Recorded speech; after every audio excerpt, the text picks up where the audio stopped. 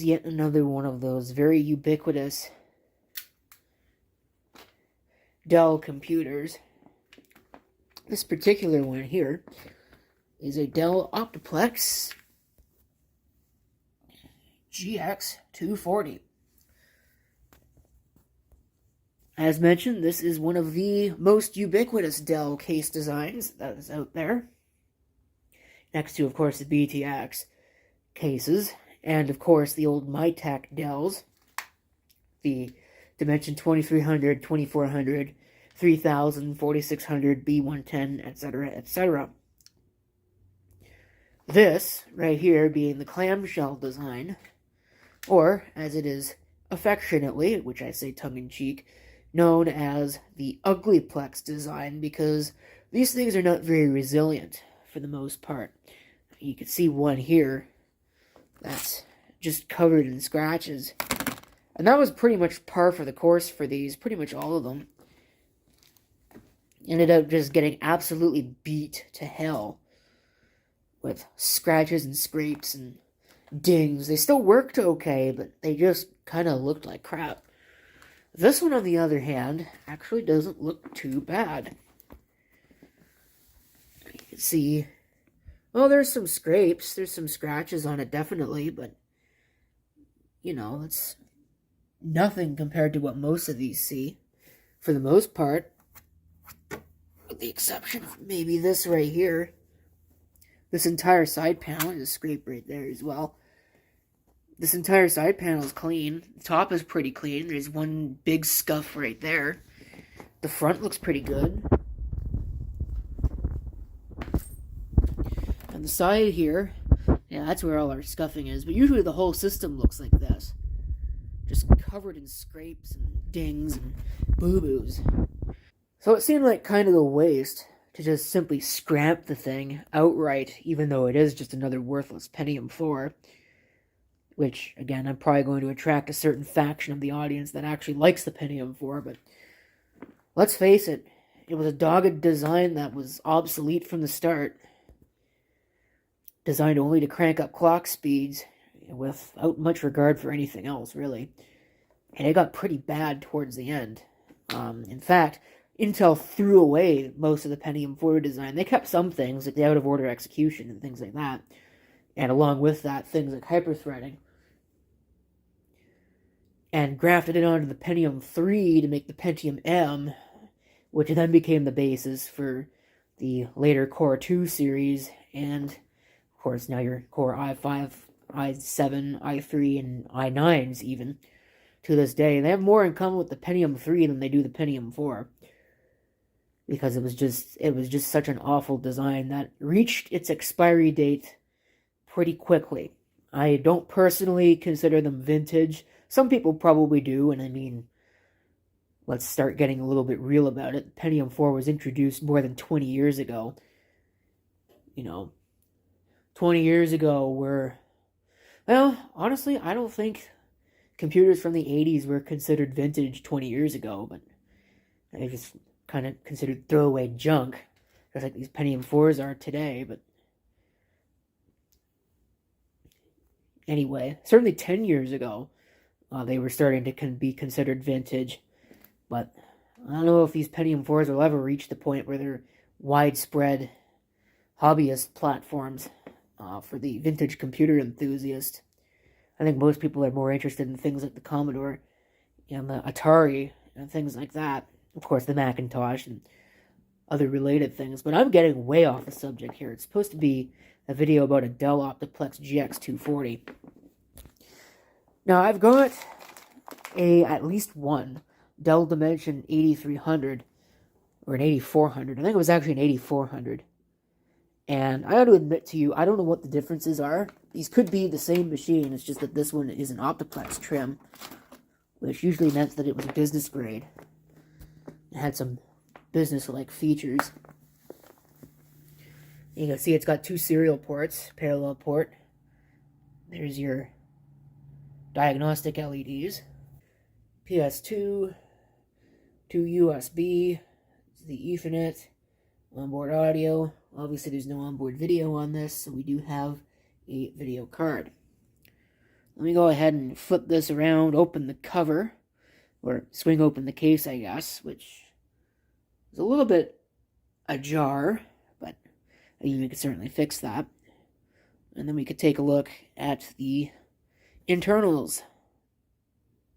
It's definitely not one of the nicest designs when it comes down to opening it, but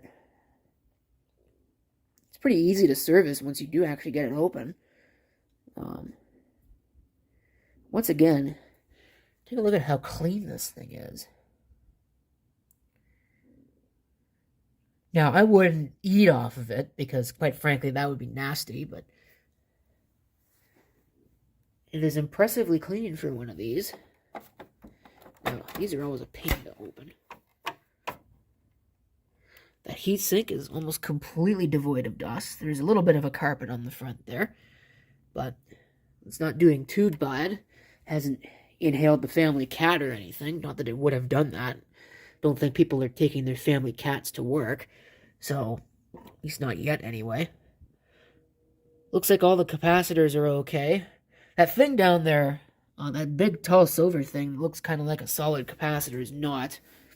That's one of those lovely, I forget which brand those are, but that's one of those that looks like a solid capacitor, but it's actually an electrolytic, and you can tell because it has the vent indentations on the top, which is a deliberate weak point. So that way when it does blow up, or it has to blow up, it's got a place where it can vent all that excess pressure and doesn't explode like a volcanic steam pressure cooker. Anyway, this right here, this elongated PCI slot, I believe that looks like that because that would have been used for a riser card in the desktop and small form factor versions of this particular system, or at the very least the desktop. I think the small form factor one would have had SFF slots, so it wouldn't have needed that. It does function as a standard PCI slot, but that extra overhang is for the little bit extra. Of course, this board could have been used in a micro ATX. I don't know if they ever actually did sell versions of this with a micro ATX case. I mean, this really isn't a standard. It's 5 slots. Micro ATX gave you 4 slots, and regular ATX was 7. But you can see that this little extra bit down here adds the 2 extra slots for this. That would be not present in the desktop and the small form factor versions of the Optiplex GX240. Extra drive mounting rails. We have a hard drive. What size do you think I can get this out without damaging anything? Sometimes this can be a real trick. Oh, it's another 80 gig. It's got the floppy drive and a CD-ROM. It's a boring CD-ROM drive, I would imagine. There's the Dell Business Audio speaker in there. So, let me go ahead and flip this around. One interesting thing that I have just noticed now is that this looks like it uses the older style PC-133 memory. So, I'm mildly surprised to see that, because that's kind of a performance limitation for a Pentium 4. Kind of reminds me of the Dell Dimension 2300 in a way, which was more of a holdover design from the Pentium 3 days than anything else. That still had the old PC-133 and PCI only. This does at least up the game a little bit with an AGP slot. Although, it's questionable what kind of quality that video card is. I don't even know what it is. Oh, it's got an ATI logo on the back. So, let me see. What does that say? Rage 128 Ultra. So, yeah. High performance, man. Let me close this thing up and hook it up. Okay. We've got it all cabled up.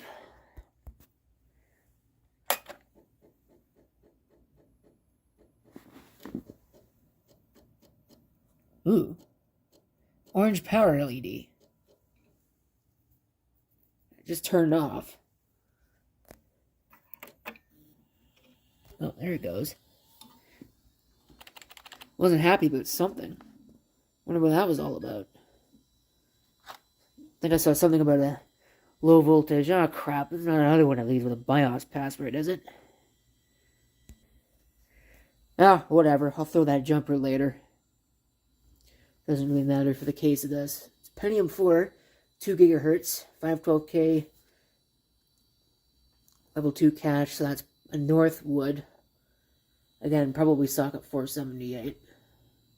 I don't think they made Northwoods in the 423 form factor. Not that it really matters. Okay. 80 gigabyte. It is a DVD-ROM. 256 megabytes of memory. It's got a Windows XP COA on it, so you know this was one of those highfalutin systems. And again, it's hampered by the fact it's only... In fact, actually, it's got an AGP aperture of 64, so you got even less than that 256. Huh. Oh, oof. Anyway. You can look up that processor ID if you want. I think it's the same one as that Precision I was looking at earlier. There's not much that needs to be looked at in here, so we'll just Control-Alt-Delete. We'll let it boot, see what it does. It's either got XP on it or some flavor of Linux. Yeah, that looks like Linux to me. Probably Fedora core junk. Yep, looks like Fedora core junk. Check this out. That's the first time I've ever seen one of these with a completely empty event log.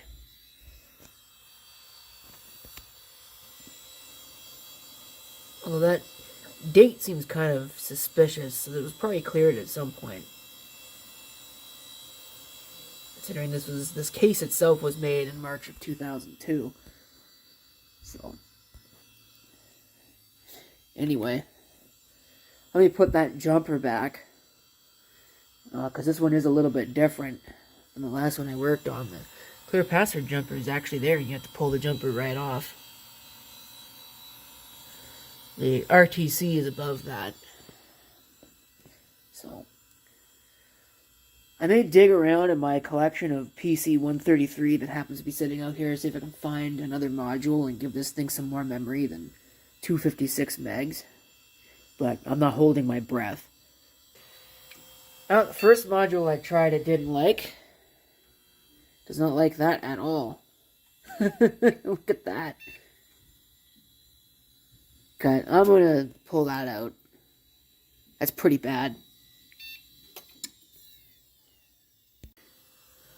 Okay, change that faulty module out, and now it sees a nice cool 512 megs. Much better than 256. Hopefully it actually works.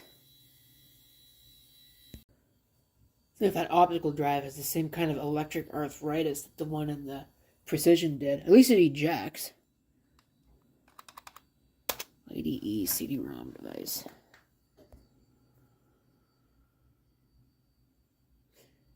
Yeah, it doesn't really sound like it's working either. Huh.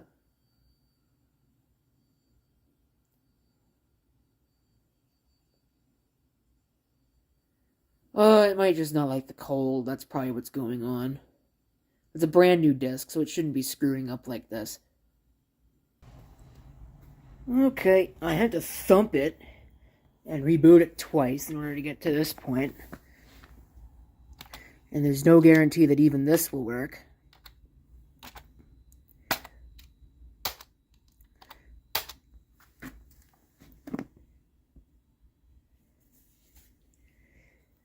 Because that disk drive could still have some problems.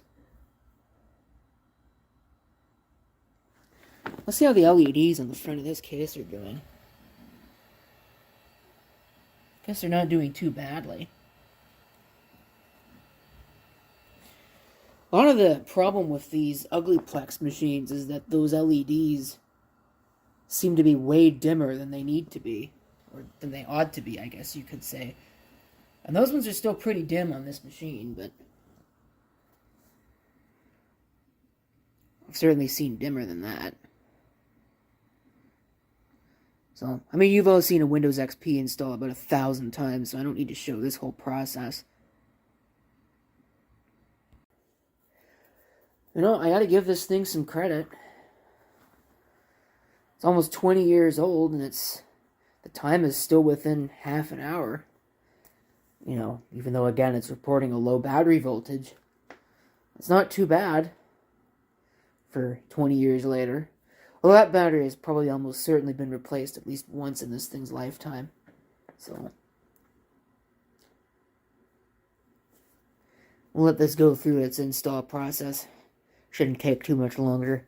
It's extremely cold out here right now. I don't know. I seem to have developed an adverse... I used to be able to handle the cold a lot better than I can, I guess is what I'm trying to get at. Because, wow. Yeah, you know, I was going to work on some of these other things that were sitting here, but I think I'm going to pass because, holy crap. My hands are just... I think it's the early onset of frostbite, actually, so it's not very safe. It's not that cold out either. It's only about -10, but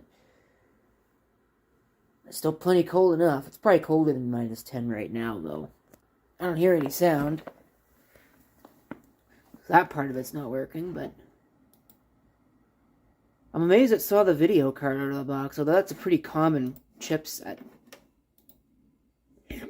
Excuse me, Rage 128 anything.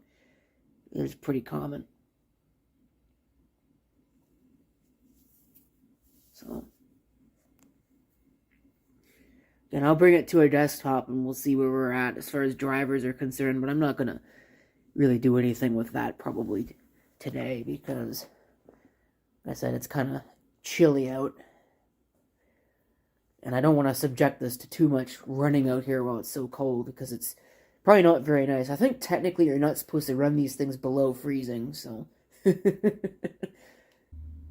Welcome to Windows XP.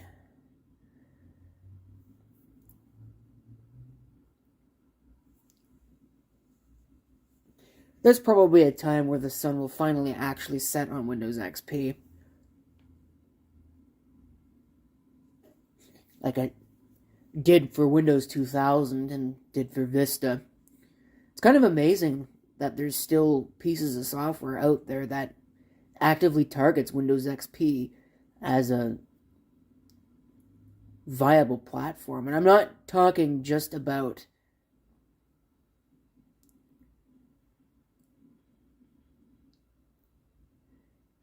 people's pet projects that they run on Windows XP. I'm talking about actual commercial software. Although if you ask me to name software titles off the top of my head, I can't do that, so I won't even try. Looks like it sees quite a bit of what's going on. In fact, the audio's even working. So I don't know why I didn't hear sound. Yeah, there's no unknown devices at all. 80 gig hard drive. Rage 128 Pro Ultra.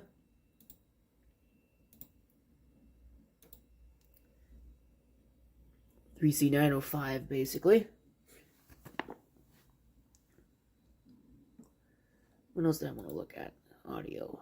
Looks like it's Intel AC97 audio, which is decent stuff. Pentium 4, not hyper-threaded.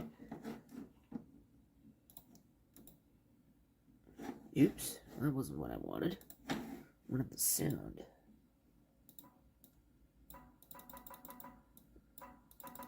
It is working. So, I'm kind of curious I didn't hear any audio at the beginning. I'd rather have the classic view where I can actually find things. Sometimes I won't bother. That wasn't what I asked you to do.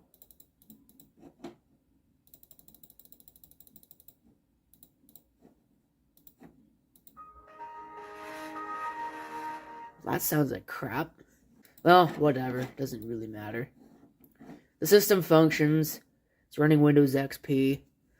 I don't know what I'm going to do with it. Really, like I said, I only grabbed it because it was in such good condition. And it seemed like kind of a waste to just let it get destroyed, so I'll go ahead and I'll probably find something interesting to do with it. But for right now, we're going to go ahead and close out this video. and I'm going to go inside where it's warm. So, thank you for watching, and if you've got any comments, feel free to leave them down below. Yeah, it's not playing any sounds. Wonder why.